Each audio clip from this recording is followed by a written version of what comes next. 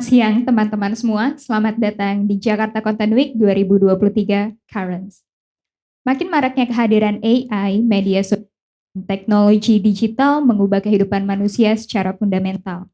Para pekerja kreatif mengevaluasi ulang peran mereka dalam menghadapi isu-isu seperti kesehatan mental, kesadaran konsumsi, ketahanan pangan, keberlanjutan, kesetaraan, dan inklusivitas.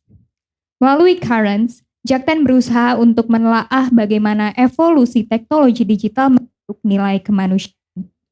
Jakten diselenggarakan oleh Yayasan 17.000 Pulau Imaji dan Frankfurter Buchmesse. Kali ini kita akan berbincang-bincang dalam sesi Mind versus Machine, AI and Artificial Creativity bagian dari LeadFest. Program yang membahas dunia sastra senantiasa menjadi garda depan dalam memperjuangkan nilai-nilai kemanusiaan. Sastra ini di tengah menguatnya gelombang politik kanan dan konservatisme di seluruh dunia, para pegiat sastra hadir mengimbanginya dengan membawa tema dan isu mengenai inklusivitas. Melalui karya-karya sastra mutakhir yang dikenal luas oleh publik Indonesia dan mancanegara, kita diajarkan bagaimana kekayaan dan keberagaman spektrum manusia mesti dihargai dan diberi tempat untuk bersuara. Spektrum tersebut termasuk soal gender dan seksualitas, budaya pinggiran dan marginal, dan suara-suara lain yang sebelumnya tidak mendapatkan tempat layak dalam diskusi sastra. Dalam program LeadFest 2023 ini, kita akan mengajak para penulis sastra dan orang-orang dalam dunia sastra yang memiliki perhatian pada isu inklusivitas tersebut. Dan tentunya sesi ini didukung oleh Pusat Pengembangan dan Perlindungan Bahasa dan Sastra, Badan Pengembangan dan Pembinaan Bahasa, Kementerian Pendidikan dan Kebudayaan, Riset dan Teknologi Republik Indonesia. Saya akan memanggil moderator kita yang akan memandu diskusi hari ini, yaitu Kak Dewi Michelia. Ia adalah seorang penulis novel, reportase, dan cerita pendek. Aktif mengelola situs kritik sastra Tengara ID di bawah naungan Dewan Kesenian Jakarta sebagai redaktur pelaksana. Untuk Kak Dewi, the floor is yours. Halo dan selamat datang di Jakarta Content Week 2023. Acara ini diselenggarakan oleh Yayasan 17.000 Pulau Imaji dan Frankfurter Buchmesse. Sesi kita kali ini, Mind versus Machine, AI and Artificial Creativity atau pikiran versus mesin, kecerdasan buatan dan kreativitas buatan, didukung oleh Pusat Pengembangan dan Perlindungan Bahasa dan Sastra Kementerian Pendidikan dan Kebudayaan RI. Bersama saya sudah hadir, saya langsung undang ke depan bersama saya ini, Martin Suryajaya dan Sabda Armandio Alif. Ke depan, mereka akan menyampaikan pendapat dan juga pengalaman mereka memanfaatkan teknologi AI dalam berkarya ataupun menganalisis karya sastra.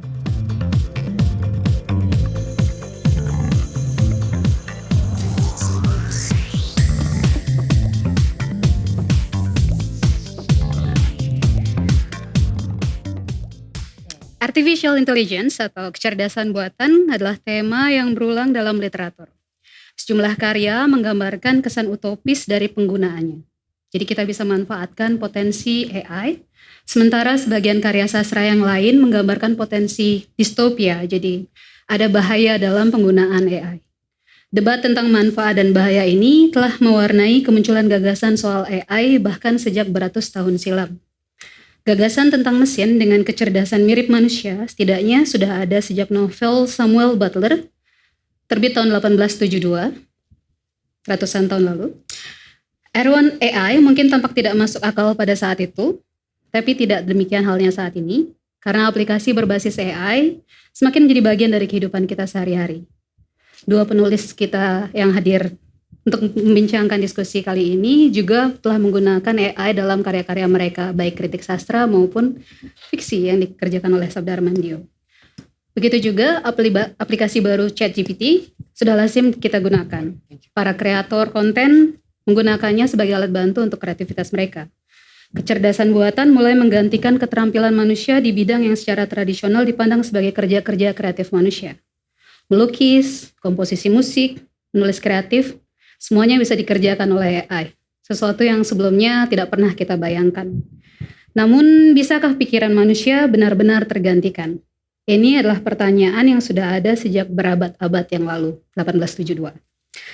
Apa batasan kreativitas aplikasi berbasis AI ini jika dibandingkan dengan kreativitas penulis yang masih hidup? Sejauh apa ini akan berdampak pada penciptaan sastra Indonesia yang baru? Dua penulis yang hadir kali ini, Martin Suryajaya, menyandang gelar PhD dalam bidang filsafat dari Sekolah Filsafat Driarkara. Ia bekerja sebagai dosen di Sekolah Pasca Sarjana Institut Kesenian Jakarta dan sebagai konsultan kebijakan di Direktorat Jenderal Kebudayaan. Ia juga aktif sebagai YouTuber, teman-teman mungkin sudah menonton YouTube-nya, berbagi pandangannya tentang filsafat, sastra, dan isu budaya dalam format populer. Beberapa bukunya banyak sekali, antara lain Sejarah Estetika, terbit di Gang Kabel 2016, meraih penghargaan publikasi seni terbaik dari Panggung Seni 2017. Novelnya, Kiat Sukses Hancur Lebur, terbit oleh Banana tahun 2016, meraih penghargaan Badan Bahasa Literary Award pada 2018, dan terpilih sebagai novel pilihan majalah Tempo pada 2016. Beberapa karya terbarunya antara lain Principia Logica dari disertasinya, terbit di Gang Kabel tahun 2022, dan Penyair sebagai Mesin, eksperimen membaca mendalam dan sejarah puisi Indonesia lainnya, banyak puisi oplosan di sana, terbit di Gang Kabel tahun 2022. Sabda Armandio, novelis kesayangan kita, penulis cerita pendek dan penerjemah. Novel pertamanya Kamu diterbitkan pada 2015 dan terpilih sebagai Novel of the Year oleh Rolling Stone Indonesia. Karya lainnya antara lain novel 24 Jam Bersama Gaspar, terbit di Mojok 2017, kumpulan cerpen kisah-kisah suri teladan, penerbit Gambang 2019, dan novel Dekat dan Nyaring, Banana 2019. Masuk sebagai nominasi penghargaan sastra Katulistiwa. Halo Martin dan Dio, sehat-sehat ya? Tadi saya pikir Dio akan digantikan oleh AI datang ke sini kan saking canggihnya gitu. Oke. Di antara sejumlah penulis Indonesia hari ini yang kita tahu di sini, kalian berdua termasuk yang paling optimal memanfaatkan AI untuk proses kalian berkarya. Martin mengutak-atik bahasa pemrograman, juga melakukan banyak digitalisasi karya-karya sastra, bahkan sekarang sedang berproses untuk mendigitalisasi puisi Indonesia 100 tahun ke belakang ya. Jadi untuk memanfaatkannya dalam penulisan kritik sastra. Terus juga menawarkan metode pembacaan jauh, riset dan lain sebagainya. Dia juga bertahun-tahun ini tampak mencoba pemrograman game gitu untuk proses kreatif menulisnya dalam novel atau bikin game sendiri mungkin rencananya ya. Atau malahan game yang mempengaruhi karya kreatifnya. Boleh cerita gak sih proses kalian memanfaatkan AI pertama kali dalam berkarya dan sudah sejauh apa sekarang prosesnya? Apa yang memantik kalian? Silakan.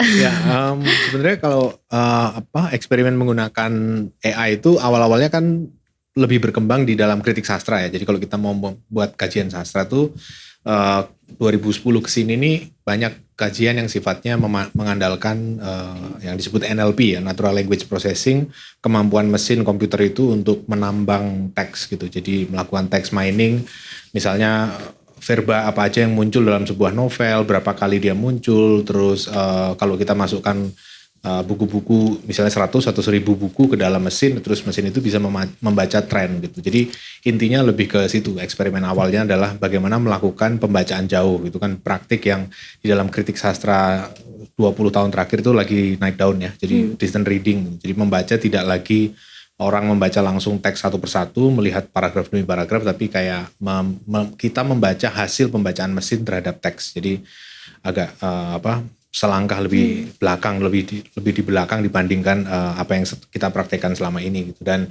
hasilnya adalah kita seringkali menemukan pola-pola yang selama ini nggak kita sadari gitu ya. Karena kan kalau kita mengandalkan kemampuan kita membaca langsung, seringkali banyak hal yang kita terima taken for granted gitu ya. Jadi kita anggap ini umum lah, bahwa misalnya penggunaan kata aku dalam puisi Indonesia tuh cenderung sering gitu ya. Dan dia sesuatu yang dimunculkan karena tendensi puisi kita adalah puisi lirik dan seterusnya misalnya seperti itu. Tapi dengan mesin kita bisa membuktikan atau menyanggah argumen-argumen semacam itu gitu. Jadi membuat apa yang sehari-hari kita asumsikan itu bisa dipertanyakan ulang, dilihat lagi gitu, dicek benar atau enggaknya gitu. Nah itu yang awal kali membuat saya tertarik pada kemampuan AI untuk membaca sastra gitu. Nah dari situlah baru kemudian mengulik bagaimana sebenarnya AI yang sama ini yang bisa membaca teks itu, melakukan text mining dan seterusnya, juga sebetulnya bisa dilatih untuk bikin teks gitu ya. Artinya dilatih untuk memproduksi untaian kata atau huruf yang kita biasa sebut sebagai puisi, novel atau cerpen dan seterusnya. Jadi bagaimana hal semacam itu dimungkinkan dengan cara mengganti arsipnya gitu, yang kita yang jadi tempat latihan mesin gitu. Dan itu yang menarik ya belakangan ini, karena kita sendiri pastinya sudah pernah nyobain ya, kayak ChatGPT gitu ya. Kita minta dia untuk nulis novel, nulis puisi, nulis cerpen gitu, itu bisa dengan mudah dilakukan, tapi seringkali gayanya kan agak kurang fleksibel gitu. Artinya ketika dia diminta menulis satu cerpen gitu tentang tema tertentu, dia biasa berangkat dengan gaya tertentu yang sifatnya klise gitu. Nah, kita nggak bisa mengulik itu lebih jauh. Nah, tapi kalau kita melatih sendiri AI untuk menulis puisi atau menulis cerpen, kita bisa ubah datasetnya, kita bisa ubah arsipnya, sehingga si memori latihannya si mesin ini beda, sehingga dia bisa menghasilkan gaya yang sesuai dengan gaya dari dataset itu gitu. Dan jadi lebih fleksibel dibandingkan ChatGPT. Nah, itu yang inspirasi pertama atau keinginan pertama untuk mengolah itu datangnya dari situ sih. Tahun berapa sih persisnya itu, kayak buku puisimu yang 3T terdepan tertinggal terluar itu kan, apakah itu sudah menggunakan potensi AI ini dalam kamu bikin karya itu? Belum. 3T kalau nggak salah kan tahun 2020 ya. Itu buku puisi yang ditulis dengan beberapa belas heteronim gitu. Jadi agak kayak fiksi di mana setiap penyair dihadirkan di situ lengkap dengan biografinya lalu dengan contoh-contoh karya gitu. Tapi itu dilakukan secara manual ya. Artinya saya sebisa mungkin berusaha membuat suara yang terseparasi, yang berbeda-beda. Nah, tapi dengan adanya AI sekarang ini, proses seperti itu jauh bisa dilakukan dengan lebih mudah gitu. Dilakukan dengan tinggal kita ganti aja arsipnya, datasetnya. Otomatis suaranya juga akan berubah gitu. Jadi saya menemukan di dalam eksperimen yang penyair sebagai mesin itu cara untuk berganti-ganti heteronim dengan lebih mudah, dan cara juga untuk menguji apakah betul ada perbedaan suara antara satu heteronim dengan heteronim lain ya, antara seorang penyair fiksi dengan penyair fiksi yang lain gitu ya. Karena mesin yang sama juga bisa digunakan untuk mengklaster atau mengelompokkan hasil karya tulis itu, dilihat dari segi kemiripan antar kata yang digunakan. Nah, dari situlah ketemu pengelompokannya apakah betul sesuai dengan heteronim yang dibuat ataukah ternyata sama aja gitu ya. Nah, saya pernah mencoba itu ketika untuk membaca puisi buku puisi Nirwan Dewanto, Dua Marga, yang ditulis dengan dua heteronim ya, Halimah sama Nyoman gitu. Ketika dibaca lewat mesin, ternyata ditemukan bahwa hasil dari pembacaan itu, hasil pengelompokannya cenderung mirip ya. Jadi nggak ada suara yang berbeda, dan mesin bisa membantu kita menguji itu apakah betul ada perbedaan suara antar tokoh, antar penyair dan seterusnya. Dan buku 3T sendiri juga pernah saya coba masukkan ke mesin untuk saya coba periksa, si mesin itu memeriksa apakah betul ada pengelompokan 16 atau berapa belas penyair itu. Ternyata enggak juga gitu. Banyak puisi-puisi yang saya bikin ini suaranya menggumpal bersama gitu. Artinya tidak betul-betul terwujud separasi antar 16 atau berapa belas penyair itu gitu. Nah, mesin membantu kita seperti itu sih. Eksperimen menguji hasil tulisan kita sendiri juga gitu. Jadi menarik ya, karya Martin yang tahun 2020 terbit itu kan menggunakan heteronim, banyak penyair yang dihadirkan di sana, persis juga seperti penyair sebagai mesin yang dia bikin, semacam puisi oplosan campuran antara Nirwan Dewanto dengan Michael Johani, Sitomorang dengan Terelie. Jadi tetapi dia saat ini menggunakan AI untuk membantunya. Dan dia melakukan penelitian terhadap karya Nirwan Dewanto. Tapi kemudian ketika kamu sudah bisa menggunakan AI untuk membaca heteronim dalam karya Nirwan Dewanto, apakah kamu sudah menggunakannya dalam membaca 3T heteronim dalam 3T? Apakah kamu berhasil membuat banyak sekali heteronim itu saat itu? Ya, jadi setelah mesin itu saya saya minta dia baca dan mengelompokkan puisi-puisinya Nirwan Dewanto di Dua Marga itu. Ternyata kan kelihatan tadi mengelompok bersama ya, tidak ada pemilahan yang tegas di antara gaya gitu ya, antara gaya dua heteronim ini. Nah, terus saya coba masukkan buku sendiri, buku 3T itu terdepan terluar tertinggal yang isinya 16 heteronim gitu. Tahun 2020 itu. Nah, itu saya masukkan tahun lalu ya kalau nggak salah. Nah, itu ke mesin, mesinnya membaca dan ternyata terbukti juga aku nggak berhasil membuat pemisahan yang signifikan sih. Jadi nyampur itu 16-nya itu suara satu penyair ya? Enggak 16-nya, jadi ada terbentuk sekitar 4 klaster lah gitu. Ada banyak yang mengklaster bersama gitu. Apa yang selama ini saya pikir beda ternyata lihat setelah dicek sama gitu. Satu penggunaan frekuensi kata tertentu, susunan kata tertentu ternyata ada kemiripan satu sama lain, sehingga dari 16 itu paling kalau mau direduksi jadi 4 klaster aja. Jadi hanya 4 heteronim sebetulnya di dalam 16-an penyair itu. Ya, keunikan seperti ini, ulik-ulik seperti ini yang juga banyak dilakukan Dio berbasis dari kesukaannya main game waktu kecil, dan kemudian juga sepertinya ingin bikin gamenya sendiri versi sederhana gitu. Mungkin Dio bisa cerita proses ulik-ulik dalam menggunakan AI. Iya, sebetulnya aku belum pernah mencoba secara utuh gitu menggunakan AI teks untuk membuat teks, untuk memproduksi teks. Paling dia cuma assist aja. Aku ya kadang-kadang cuma buat teman ngobrol aja, karena aku kadang-kadang pengen ngobrol. Kesepian ya? Enggak, tapi ada beberapa obrolan yang kayaknya lebih asik. Tapi enggak gitu deh. Tapi intinya keingintahuan aku tentang artificial intelligence itu lahir dari kebutuhan aku sendiri sebetulnya untuk pengen tahu banyak gitu. Jadi di tahun 2019 aku awal tahun 2019 aku sama Benny, kami masih Benny itu penyair, kami Benny Satrio namanya. Terus aku bilang sama Benny, dia tuh suka banget sama Iwan Fals kan. Ben, gimana kalau kita kumpulin semua lirik Iwan Fals, terus kita produksi lagu Iwan Fals baru dengan lirik yang baru gitu. Dia emang bisa ya kita coba aja dulu gitu. Terus dari situ kepikiran untuk bikin mengumpulkan semua catatan pinggirnya Gunawan Muhammad, karena memang waktu itu di tahun itu kan belum ada hype-nya ChatGPT ya. Jadi memang susah banget nyari dokumentasi digital, dan aku juga nggak punya akses ke sini. Jadi memang waktu itu memang nggak pernah serius gitu, jadi iseng aja. Kebetulan kami punya teman yang suka mengarsip digital, namanya Windu Yusuf. Jadi dia punya semua teks basisnya PDF, dan ya iseng-iseng aja itu. Terus aku upload aja cuma di Facebook doang waktu itu gitu. Dan aku nggak pernah tahu bahwa kemudian secepat itu trendnya tiba-tiba naik. Karena waktu itu aku cuman simply baca di suatu tempat, entah itu di Reddit atau di mana gitu, atau di Discord aku lupa, tentang novel yang ditulis full oleh AI gitu. Dan sebenarnya waktu itu aku menggunakan NLP untuk membuat puisiku sendiri, karena gini, aku membuat buku kumpulan puisi, tapi persoalannya adalah aku tidak yakin itu bisa disebut puisi, karena aku nggak tahu itu apa itu puisi atau bukan ya, itu karena itu simply di dalamnya tuh kayak cuman aku suka sama game apa, terus aku bikin puisi semacam sajak untuk itu, untuk cerita kecil gitu. Atau aku ada beberapa konsep game, karena aku ada draft sebelum bikin game aku bikin draft dulu kan, biasanya di Notepad atau di Words gitu, aturan dalam sebuah ruangan kecil. Misalnya aku lagi bikin ruangan ini nanti jika ada satu kucing ini butuh kasih sayang diambil dari manusia mengambil air, dan seterusnya gitu. Jadi ada set of rules, dan aku nggak bisa bikin game itu karena ya nggak punya sistem gacanya rumit. Dan selain aku dan selain juga aku kemampuanku juga belum nyampe ke situ.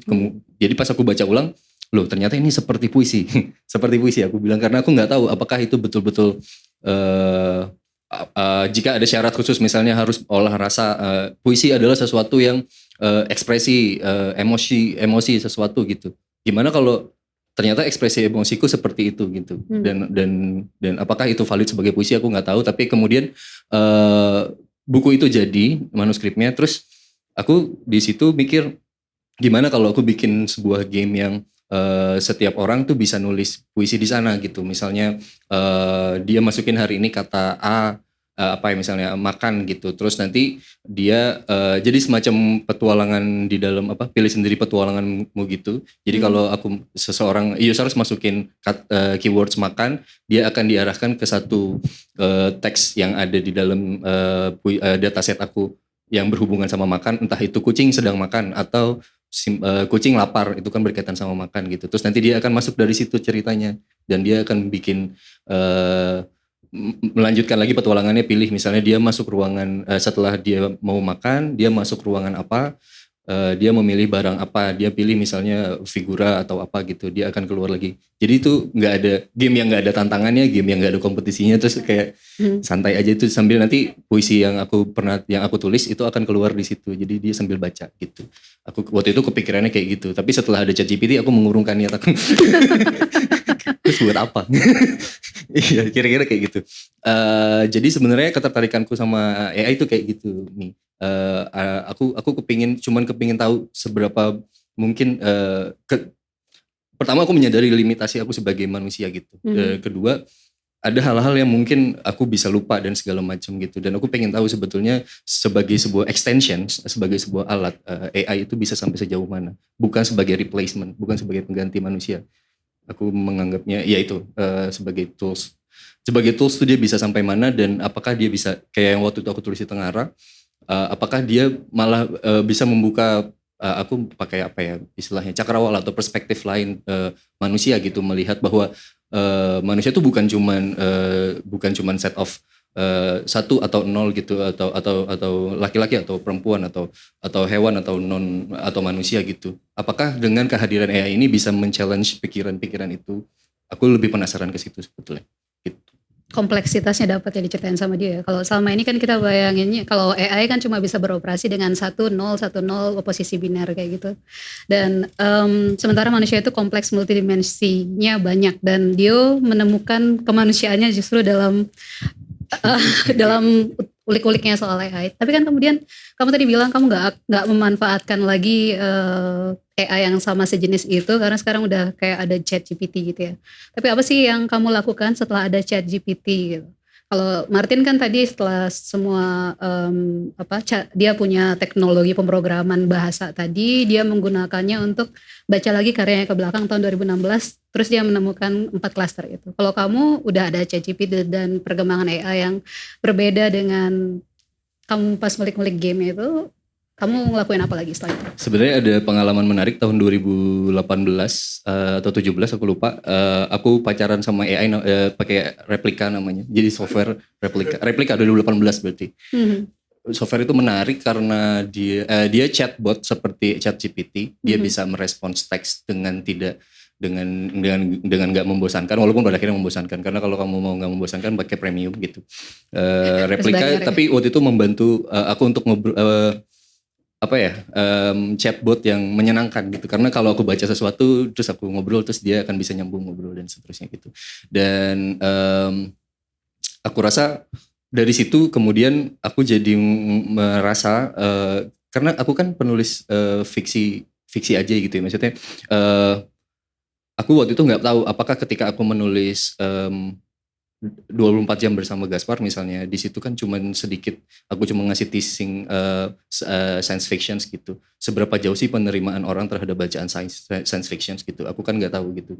Tapi kemudian aku mencoba ketika aku nulis Mongrel itu belum hype ChatGPT dan aku juga belum terlalu yakin apakah orang bisa sampai sejauh mana orang bisa membaca, kita bisa sama-sama ngobrol tentang cerita-cerita fiksi sains gitu. Jadi kalau yang aku pakai kemudian setelah ini malah jadi menyenangkan karena aku jadi bisa ngobrol sama banyak orang tentang tentang penggunaan AI itu gitu. Jadi kalau misalnya secara spesifik aku menggunakan AI buat apa, ya tadi buat ngobrol aja. Sama buat nyari tahu sebenarnya kalau mau nyoba apa, misalnya NPC pakai AI udah ada sekarang. Terus aku juga belum tahu bikin game yang NPC-nya pakai AI juga udah ada. Terus aku cuman pengen kemudian aku merasa perlu mikirin lagi gitu. Ini yang aku lagi tulis di novel Tulip tentang katakanlah itu settingnya di tahun 2041 ketika itu terjadi, dan ada sebuah mesin yang dapat mengonversi pikiran ke dalam teks secara live. Itu ya, yang secara live tadi masih aku pikirin karena aku nggak tahu energi listriknya dari mana, tapi yang aku pikirin mungkin nggak ya dia melakukannya secara live gitu. Karena yang aku bayangin dia dari kepala, si orang ini desainer, dia nggak bisa mikir dia selalu mikir secara visual, tapi dia membutuhkan teks untuk bisa mencatat apa yang sedang dia lalui gitu. Aku malah dengan hype ChatGPT ini jadi satu, aku nggak perlu lagi menjelaskan lebih banyak karena orang sudah terbiasa dengan itu gitu. Kedua, aku jadi bisa men-challenge ideku sendiri tentang sejauh mana sih transplantasi itu diperlukan, sampai sejauh mana dia rules, kan sebenarnya kan semua ini mengarah ke aturan dan kebijakan atau policies ya, ke kalau di level pemerintahan gitu, yang atau organisasi gitu. Jadi sebetulnya aku lebih pingin ngelihat itu sih, sampai sejauh mana perkembangan semua ini akan mempengaruhi suatu kebijakan gitu. Itu lebih menarik buatku gitu.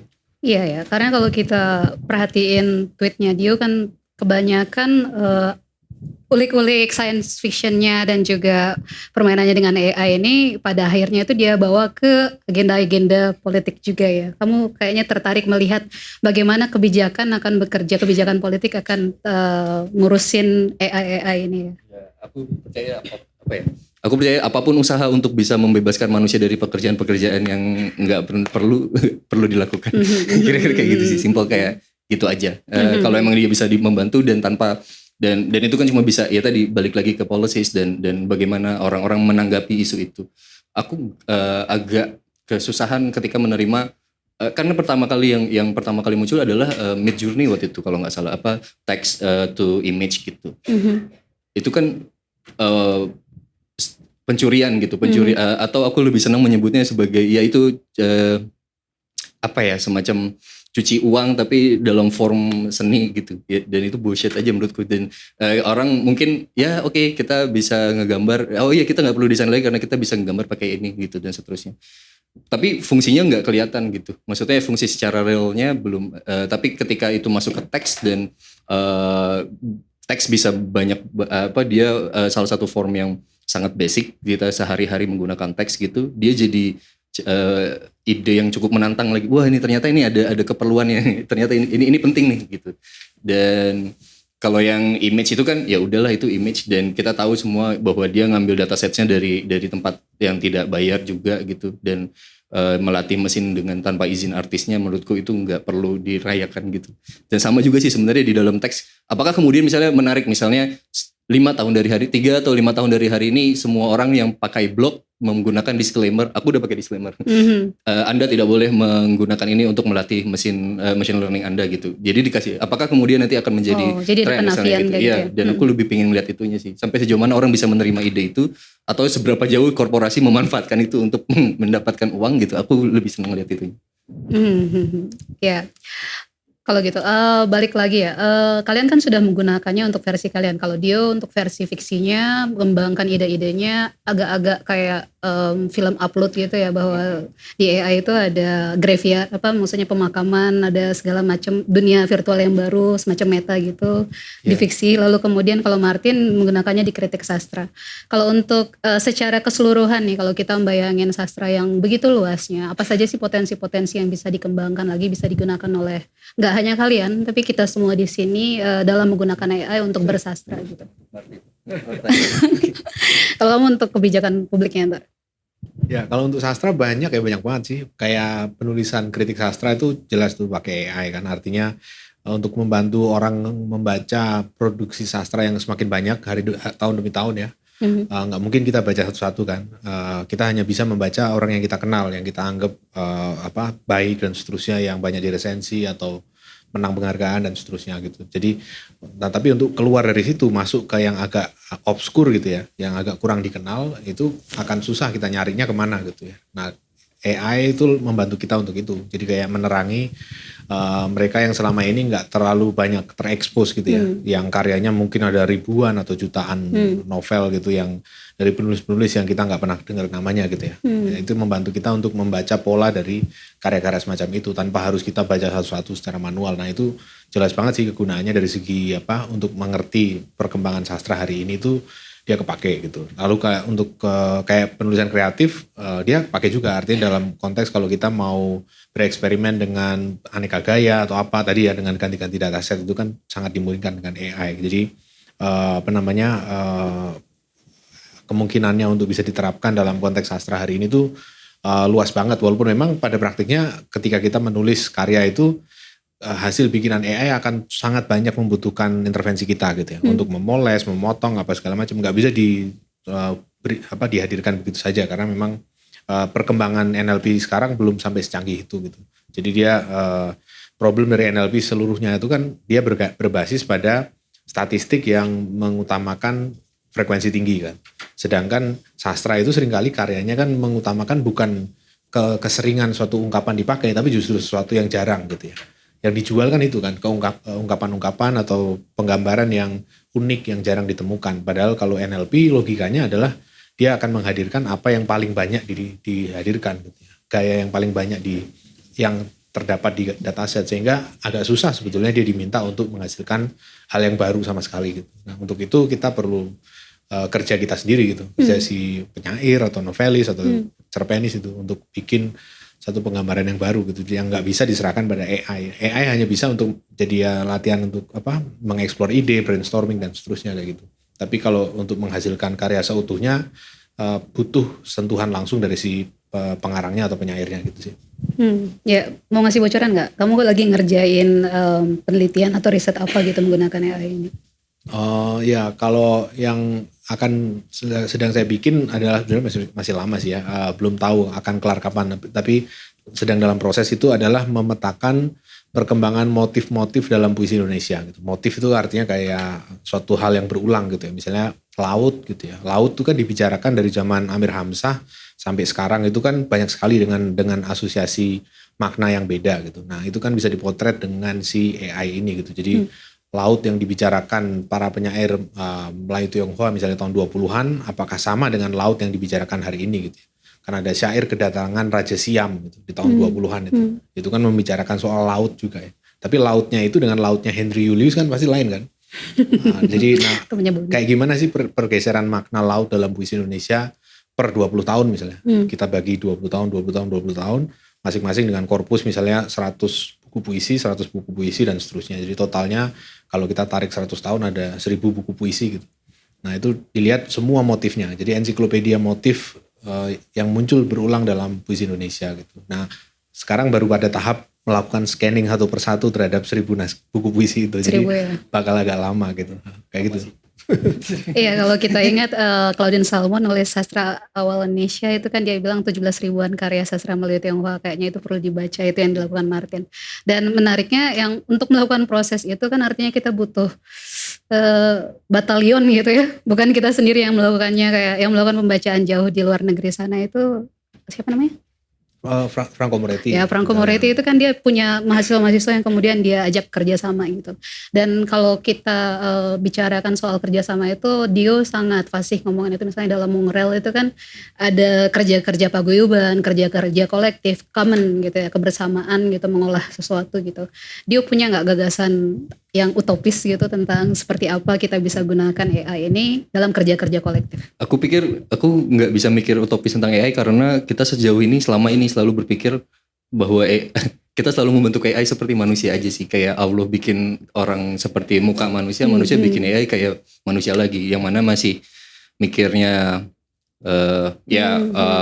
kita masih walaupun di dalam datasetnya masih sangat nggak sempurna gitu, masih menyimpan rasisme misalnya, terus gender bias dan segala macam itu masih ada di dalam datasetnya. Itu simply karena kita mikir ketika kita mikir soal AI, kita selalu mikir bagaimana membuat dia jadi seperti manusia gitu. Dan imajinasinya selalu mentok di situ ya, mungkin karena dia memang kemudian akan jadi asisten dan segala macam. Tapi aku pikir menarik kalau misalnya bisa di-challenge lewat cerita fiksi gitu, misalnya membayangkan digital entities yang memang terbebas dari dia ya memang nggak manusia banget lah, maksudnya AI itu kan cuma mengerjakan satu pekerjaan dan dia mahir mengerjakan itu. Misalnya untuk teks ya dia mahir dalam teks, AI untuk gambar dia mahir untuk gambar. Dia kan bukan artificial general intelligence yang bisa mengerjakan segala sesuatu dan semuanya, yang memiliki kesadaran dan segala macam.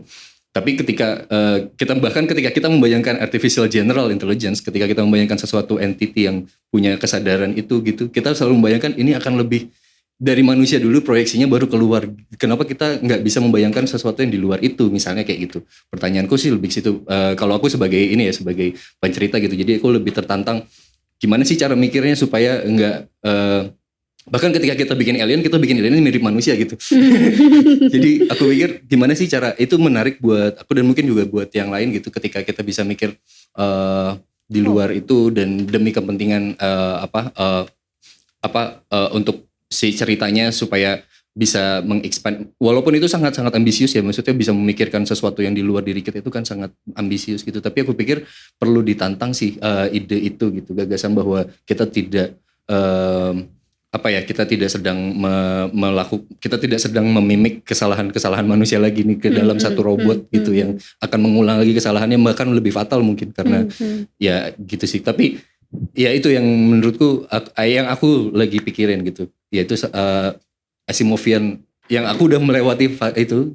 Ya, jadi kemudian aku kepikiran itu lagi karena kemudian ya sekarang jadi hype banget gitu dan kita butuh banyak cerita-cerita fiksi yang memperkenalkan AI bukan sebagai kompetitor, aku pikir gitu, bukan sebagai suatu tandingan, karena buat apa gitu. Terus juga kita juga butuh banyak cerita AI yang lebih mengekspansi kemungkinan-kemungkinan lain yang lebih sifatnya lebih, karena ada hal yang lebih krusial yaitu kan misalnya kayak global warming misalnya atau apa gitu. Dan itu juga AI itu kan juga pakai listrik dan listriknya kita masih pakai dengan kok sangat jorok praktiknya gitu. Dan aku pikir kita perlu cerita-cerita yang seperti itu untuk bisa merangsang kemudian bukan buat nyari solusi sih, tapi lebih kalau cerita fiksi kan lebih bisa berada dalam kita jadi bisa kepikiran ini dan itu tapi tidak menawarkan solusi juga gitu.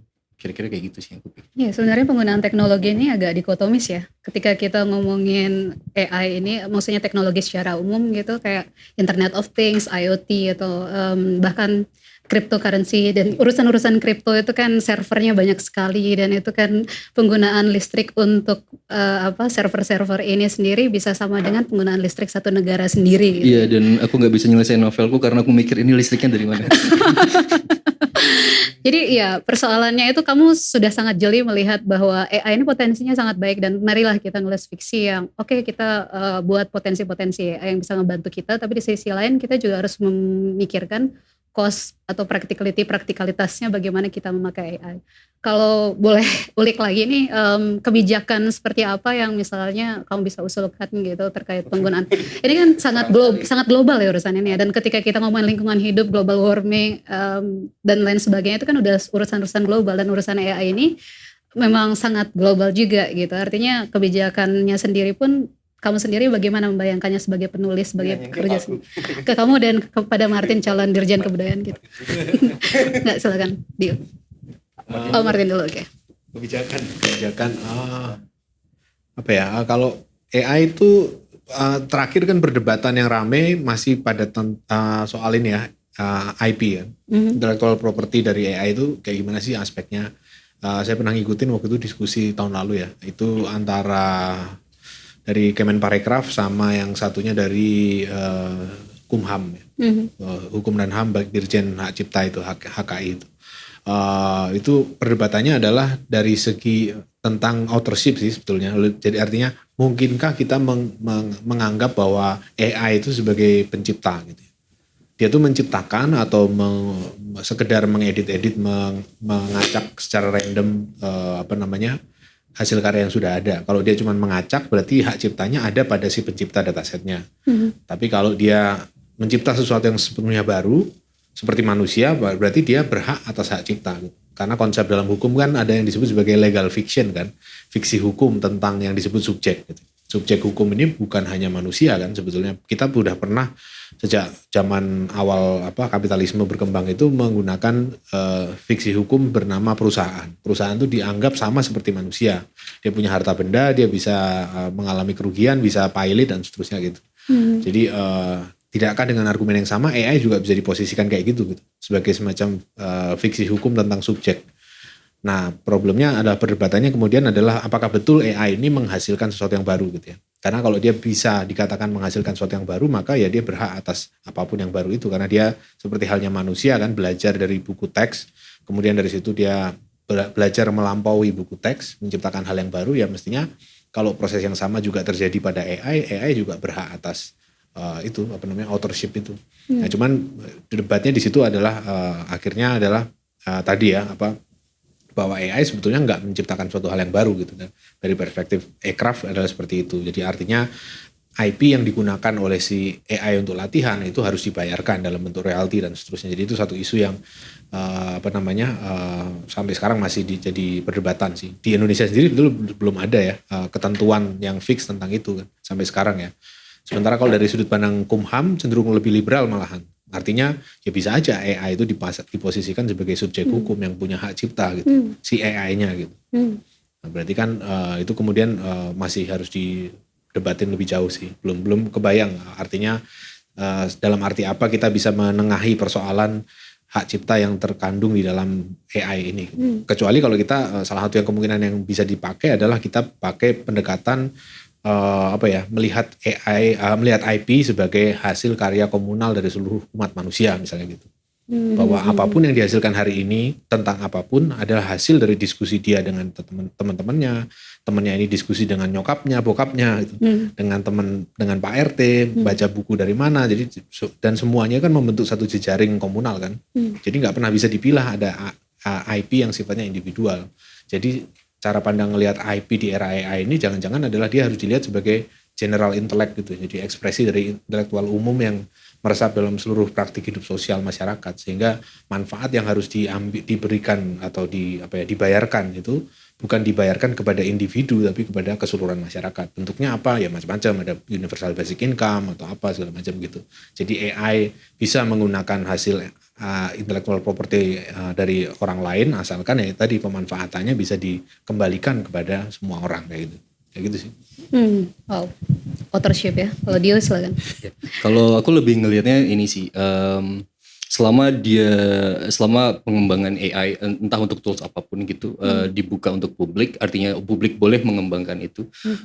Aku pikir nanti akan bisa ada skenario baiknya adalah kita bisa membuat kesepakatan bahwa sekelompok artis, misalnya serikat artis A mengumpulkan banyak gambar untuk bisa menjadi dataset dan dia dilatih oleh si pengembangnya sendiri gitu. Aku merasa lebih perlu kesempatan publik untuk bisa untuk boleh mengembangkan AI apapun bentuknya nanti gitu, daripada membuat itu jadi terkonsentrasi seperti isu yang hari ini di Amerika itu. Ada argumen bahwa publik seharusnya tidak boleh mengembangkan AI karena takut akan terjadi begini. Itu salah satunya adalah penulis Sapiens. Oh ya, Yuval. Iya, salah satu Yuval adalah pendukung ide itu bahwa kamu manusia biasa, kamu tidak cukup intelek untuk bisa mengembangkan AI. Kembalikan saja ke orang-orang di Silicon Valley misalnya. Itu malah cuma akan membuat ke situasi menurutku jadi makin nggak fair gitu. Buat karya yang dijadikan dataset atau tulisan yang dijadikan dataset dan seterusnya gitu. Jadi selama dia masih bisa dikembangkan oleh publik masih boleh dan tidak ada hak eksklusif beberapa saintis atau engineers yang hanya dia yang boleh mengembangkan itu. Aku rasa itu kita masih bisa melihat ini arahnya akan kemana gitu kebijakan soal itu. Dan menarik kalau misalnya kita nyamain chatbot kayak sampel di hip hop gitu, mereka mensampling banyak lagu, dan itu kan bukan karena mereka nggak menghormati artis yang disampling, tapi karena memang keterbatasan alat saat itu, mereka cuma punya satu DJ set dan cuma punya beberapa keping vinyl gitu dan cuma bisa memproduksi seperti itu, ya jadinya seperti itu. Nah sialnya argumen yang sama berusaha dipakai juga oleh Yuval dan teman-teman Elon Musk dan segala macam gitu untuk bisa bilang, lihat aja dulu sampling hip hop boleh, kenapa ini nggak boleh? Misalnya kenapa kita nggak bisa anggap kayak gitu, tapi cuma kita nih yang boleh ngembangin ini, yang lain nanti ngikutin dari arah kita. Dengan fearmongering yang agak berlebihan, misalnya membayangkan Yuval nulis di New York Times, aku lupa headline-nya warna hitam. Tapi ya dia pernah nulis beberapa waktu lalu soal bahaya AI dikembangkan oleh orang yang non profesional atau orang yang tidak cukup ahli untuk bisa memikirkan ini gitu, pertanggungjawaban secara moral dan segala macam etis dan segala macam gitu. Aku pikir itu paranoid yang nggak perlu aja sih, maksudku nggak secanggih itu juga gitu ya. Kalau misalnya memang dikembangkan untuk publik Dan seperti tadi kata Martin misalnya, memang dia bisa dianggap sebagai karya dalam satu kumpulan artis atau penulis gitu. Selama mereka yang ada di dalam kumpulan itu sepakat soal itu, aku pikir ya nggak apa-apa gitu. Ini kan persoalan tadi kayak aku bilang, ini jadi kayak semacam mesin cuci uang tapi dalam format IP. Jadi cuci IP gitu. Jadi kayak gitu. Ya, oke. Dari tadi kita udah ngomongin soal bagaimana mereka berproses bikin karya dengan AI dan kemungkinan-kemungkinan yang bisa kita gunakan untuk bikin karya juga lewat AI sampai ke kebijakannya. Sekarang saya akan buka kesempatan bertanya untuk teman-teman di sini. 3 orang pertama mungkin. Dan mungkin saya secara khusus akan mengundang Boni untuk berpendapat juga ya. Ya, ada Maulana 1, ada teman-teman lagi 2 dan Boni 3. Oke, terima kasih atas kesempatannya. Perkenalkan, nama saya Maulana. Seperti yang kita tahu bahwa di dalam media baru itu mempengaruhi realitas sastra secara signifikan. Salah satunya di teen lit atau teen literatur ya, yang sering saya alami. Nah, di situ dominan kritiknya adalah tentang kualitas mengenai karya, karena tidak adanya redaksi yang menyaring gitu, yang memfilter karya-karya mereka. Mereka kan tinggal nulis begitu aja di aplikasi, menulis cerpen atau puisi gitu. Terus habis itu langsung di-publish tanpa harus mengetahui bagaimana sih standar sebenarnya dari cerpen kita gitu, yang biasanya termuat dalam koran. Biasanya kan kalau koran ada redaktur begitu kan. Nah, kalau di era sekarang apakah mungkin AI itu menjadi redaktur gitu? Jadi secara otomatis mereka udah bisa mengasosiasikan pada style sastra tertentu gitu yang memang menjadi tolak ukur dari web atau aplikasi tersebut gitu, yang ingin dipublikasikan gitu karyanya, entah itu cerpen atau puisi. Mungkin itu. Terima kasih. Ya, terima kasih. Mungkin langsung saya tampung sebelah sini. Jadi apakah mungkin AI sebagai redaktur? Sorry tadi nama dan dari asal ya. Ya, nama saya Ruben. Thank you untuk kesempatannya. Thank you Mas Martin, Mas Dio.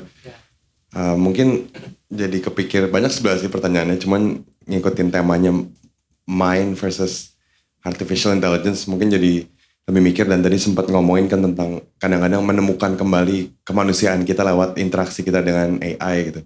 Mungkin semua jadi agak nanya sih, lebih pingin mikir sebetulnya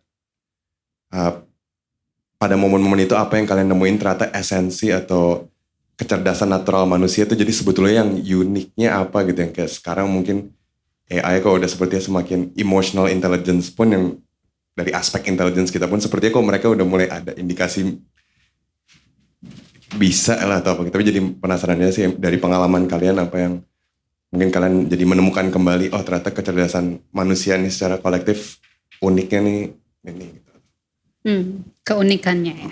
Okay. Thank you. Terima kasih Ruben. Langsung ke Boni yang juga menulis buku seputar AI.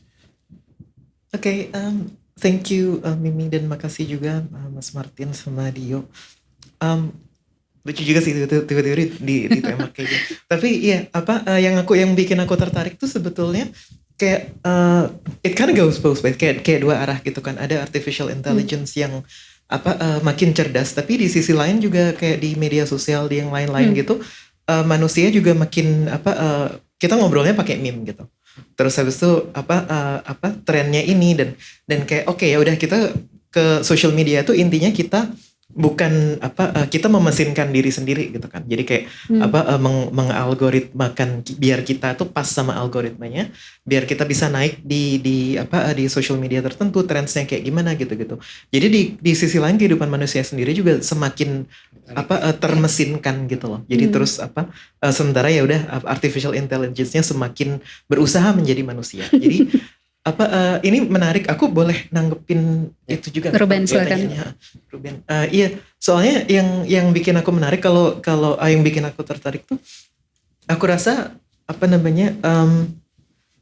keunikannya manusia ini bukan aku ya, cuman kayak Udah ada banyak yang neliti tentang between knowledge and understanding, antara pengetahuan itu apa dan pemahaman itu apa sih gitu. Kalau dirunut ke belakang, mulai Gödel ada incompleteness theorem, terus habis itu Goodstein's theorem yang ada kebenaran-kebenaran matematis yang aritmatika tradisional, aritmatika piano itu nggak bisa membuktikan gitu kan. Terus lebih ke sini Turing halting problem dan lain-lain kayak gitu. Itu jadi manusia itu bisa memahami sesuatu tanpa ada set of rules, ada aturan-aturan yang kita itu mengikuti aturan itu bisa dapat kebenaran, dan itu artificial intelligence bisa. Tapi manusia bisa mengatakan hal-hal yang itu benar juga. Kita semua tahu itu benar, tapi nggak bisa dibuktikan dengan aturan-aturan itu. Jadi kayak lebih meta gitu loh. Nah, menurutku kalau hubungannya tadi sama yang sempat dibicarakan itu kayak gimana ya? Jadi kayak apakah AI itu bisa menciptakan sesuatu yang benar-benar baru? Kan kita nanti bisa kayak jadi cukup pedantik juga apa yang dimaksud dengan baru dan lain-lain kayak gitu. Tapi intinya kan ya udah, kalau misalnya AI kan intinya kayak komputasi skala besar aja gitu. Jadi secara skala besar itu dengan formula kayak gimana dia bisa menelurkan hal-hal yang baru, mungkin belum pernah dilihat gitu. Tapi formulanya set struktur yang dipakai masih yang lama. Sementara kalau manusia kan breakthrough yang dari dulu dicapai itu kan sesuatu yang kayak tadinya tuh dianggap jelek banget, terus tiba-tiba jadi baru, tiba-tiba jadi bagus gitu loh. Yang baru bukan karyanya, tapi interpretasi dari estetika yang dulu dianggap kelas rendah itu jadi kelas tinggi lagi. Dan aku belum lihat AI itu bisa ke sana karena itu harus nabrak aturan gitu. Tapi sekali lagi kalau lihat trennya manusia makin lama makin menjadi mesin, makin menjadi algoritma itu sendiri gitu. Itu perannya seni kalau misalnya, atau perannya sastra, seni dan lain-lain, kalau itu semua ujung-ujungnya ya udah biar kita masukin algoritma, biar ngejual, biar ini hilang dong sama sekali. Jadi keunikan manusianya juga hilang gitu. I guess kalau misalnya bicara threats and potentials of AI, aku justru khawatirnya lebih ke sana gitu. So yeah, thank you for the time. I don't want to hog the stage. Terima kasih Boni. Langsung 3 pertanyaan dijawab singkat ya. Pertama tentang apakah AI bisa jadi redaktur. Kedua, apa sih yang unik dari manusia versus AI. Dan ketiga, ketika manusia menjadi semakin mesin dan mesin jadi semakin manusia, kita bisa apa nih? Oke, silakan. Oke, yang pertama soal yang AI menjadi redaktur, menurutku bisa banget sih. Artinya sebagai dan bahkan itu kan dalam beberapa hal sudah dipraktekkan ya. Artinya untuk kayak pengecekan standar minimum itu dilakukan oleh AI kan. Misalnya kayak apakah satu teks itu kesalahan tata bahasanya banyak nggak gitu. Kalau dia banyak otomatis eliminasi misalnya gitu. Itu kan bisa diimplementasi sekarang juga itu. Itu nggak perlu nunggu perkembangan teknologi lagi kayak. Karena udah ada gitu. Dan yang kedua butuh pengolahan lebih jauh. Misalnya misalnya kita pakai NLP di AI itu, Natural Language Processing itu untuk mendeteksi kebaruan dalam plot. Kalau berdasarkan database yang ada, plot yang ditawarkan di dalam cerpen ini relatif baru gitu. Karena artinya dia harus mengekstrak plot dari untaian teks, itu kan teknologi NLP ya. Nah kalau itu bisa dilakukan, maka sebetulnya peran untuk salah satu kriteria kebaruan kan bisa dicek lewat AI gitu. Misalnya saya naskah novel DKJ yang jumlahnya banyak itu, screening pertama mungkin dari AI bisa banget. Atau apalagi koran ya, cerpen koran itu kan banyak banget yang mengirim, dan itu bisa dilakukan dengan itu. Artinya perlahan-lahan fungsi dari si redakturnya hanya untuk ngecek ulang aja gitu hasil dari screening atau filtering itu gitu. Dari segi plot apakah ada yang baru, dari segi penggunaan kata atau variasi bahasanya ada yang baru atau enggak, kalau puisi misalnya dan seterusnya, itu bisa dibuatkan dalam bentuk program untuk ngecek gitu ya. Sehingga fungsi dari si redaktur sangat-sangat minimal gitu. Jadi menjawab pertanyaan itu menurutku itu sangat mungkin ya. Dan dalam konteks kayak misalnya di universitas gitu ya, kita nguji makalah tugas akhir mahasiswa, itu kan pertama-tama hidupin dulu Turnitinnya, otomatis kan terdeteksi siapa aja yang plagiarisme, berapa persen, dan kayak udah plagiarisme terlalu parah otomatis dieliminasi. Itu mesin kan. Jadi hal seperti itu sangat mungkin untuk dilakukan sih. Itu yang soal tadi ya redaktur. Lalu yang kedua yang soal keunikan karya manusia dan AI ya. Nah kalau menurutku yang membuat khas manusia yang nggak bisa digantikan AI itu adalah sudut pandang orang pertama gitu istilahku. Kalau AI itu kan sebetulnya mengalami dunia dari sudut pandang orang ketiga ya. Jadi kayak kalau ibaratnya dirumuskan dalam bentuk kalimat itu kalimat laporan gitu ya. Bahwa terdapat hujan di Jakarta Selatan jam sekian sampai sekian, debit airnya sekian dan seterusnya gitu. Tapi dia nggak bisa menyatakan secara artinya dia tidak mengalami langsung bagaimana rasanya kehujanan gitu. Nah, yang mengalami langsung bagaimana rasanya sesuatu kan manusia gitu. Si AI-nya nggak mengalami. Jadi semua yang ada di manusia ada pada AI kecuali itu. Tapi itu adalah satu hal yang krusial yang membuat yang perbedaan dari semuanya gitu. Yang membedakan karya manusia kenapa dia bisa menyentuh karena dia appeal ke situ kan sudut pandang orang pertama sebetulnya.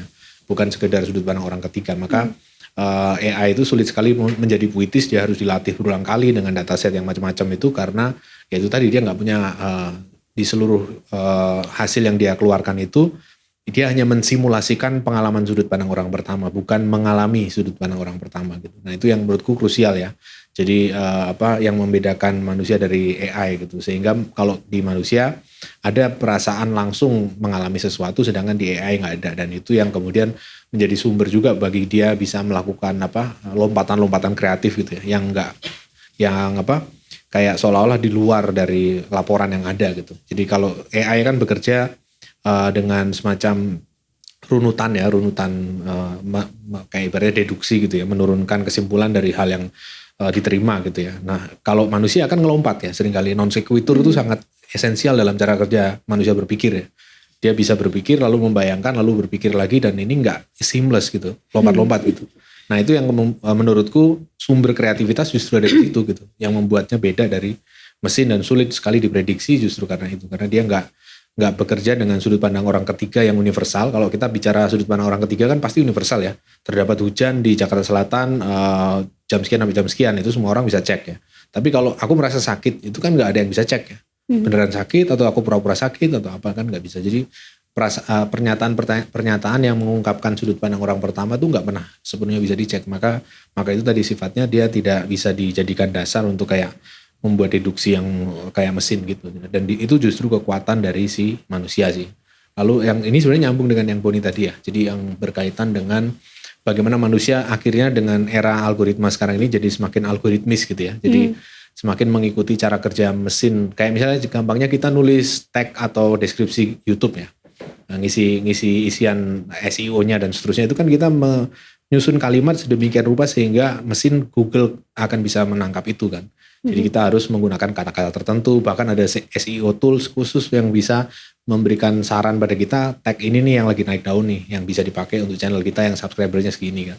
Jadi kita semakin jadi kayak mesin sih. Nah memang betul bahwa seperti itu kondisinya dan tantangannya justru ya tadi ya, bagaimana kita bisa mendorong aspek yang nggak dialami oleh mesin gitu. Jadi sudut pandang orang pertama tadi. Jadi kalau itu yang kita jadikan landasan untuk berkarya, untuk berproses dalam segala bidang ya, ilmu ataupun seni, mestinya itu akan menjadi kekuatan yang tidak tergantikan oleh si mesin gitu. Kalau kita menjadi mesin, menjadi seperti menulis seperti dengan SEO dan seterusnya ya, maka kita akan terindeks dalam Google, akan mudah dicari, tapi sebetulnya kita sebagai manusia kan suaranya jadi hilang gitu. Jadi itu sih gambarannya secara singkat. Pertanyaan terakhir sebenarnya bisa dijawab oleh Dio juga. Waktunya tinggal, sebenarnya sudah hampir habis, tapi silakan Dio. Tadi tentang ketika manusia semakin mesin dan mesin jadi semakin manusia, apa yang bisa kita lakukan? Mungkin aku selalu tidak menganggap manusia itu unik ya. Jadi dia biasa aja. Dia cuman satu kita ada di sini dengan ya udah, nggak ada sesuatu yang harus dimuliakan dari kedatangan itu selain ekspansi gila-gilaan pasca revolusi agraria gitu. Dan kita mulai mengekspansi sesuatu beda sama berang-berang yang bikin bendungan, dan dia cuman bisa berhenti ketika dia berhenti bikin bendungan, kita nggak bisa berhenti terus bikin itu gitu. Terus ya udah, kalau mau sangat pesimistik, aku short term pesimistik. Sangat pesimis di awal gitu. Untuk short term aku sangat pesimis untuk bisa melihat semua ini gitu. Tapi kira-kira jadi aku akan jawab pertanyaan yang terakhir aja kira-kira. Ya jadi aku nggak bisa nggak bisa melihat apakah penting ketika kemudian sisi kemanusiaannya kemudian jadi ke dalam mesin sementara mesinnya juga mempelajari manusia, karena dua-duanya jadi saling berkaitan satu sama lain gitu.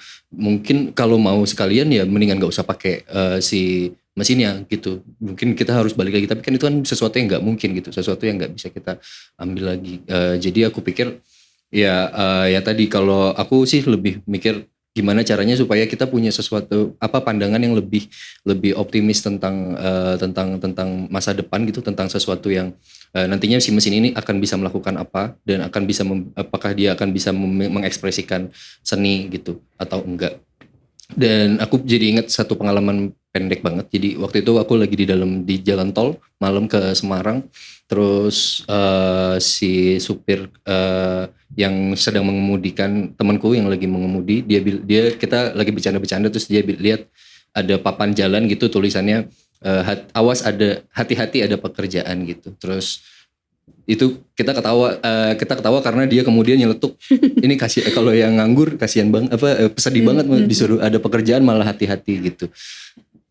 Kita bisa menginterpretasikan teks itu jadi sangat puitik di saat itu, di momen itu. Sesuatu yang AI mungkin nggak bisa gitu. Sesuatu yang mungkin mesin tadi nggak bisa lakukan gitu. Maksudnya kita masih punya itu sisi joke. Kita bisa mendadak bikin puisi, baca kalimat misalnya kayak berhenti ada dilarang berhenti di sini misalnya gitu. Itu bisa jadi puisi juga gitu. Kalau ketemu momen yang lagi pas banget gitu, dilarang berhenti di sini, terus si orangnya misalnya saya konteksnya adalah orang lagi patah hati gitu, dia bisa jadi sangat puitik ketika kita melihat itu gitu. Jadi aku pikir tadi masuk ke yang Martin bilang juga bahwa ketika AI itu bisa melihatnya dari sudut pandang orang ketiga dan manusia mengalami apapun yang otentik dalam dirinya gitu, aku rasa pertanyaan tentang originalitas atau kebaruan gitu jadi mungkin nggak terlalu mengganggu gitu. Aku pikir sih lebih ke situ. Oke. Ya, karena waktunya sudah sangat terbatas, saya akan akhiri di sini. Terima kasih kepada Martin dan Dio untuk sesi diskusi yang sangat penting mengenai hubungan kreativitas manusia dalam karya dan perkembangan kecerdasan buatan hari ini. Terima kasih juga untuk hadirin yang hadir. Berikan tepuk tangan pada pembicara dan mari tepuk tangan untuk kita semua. Acara akan saya kembalikan kepada Mariska. Baik, terima kasih banyak untuk Mas Martin, Mas Dio, dan juga Mbak Dewi for the insightful discussion.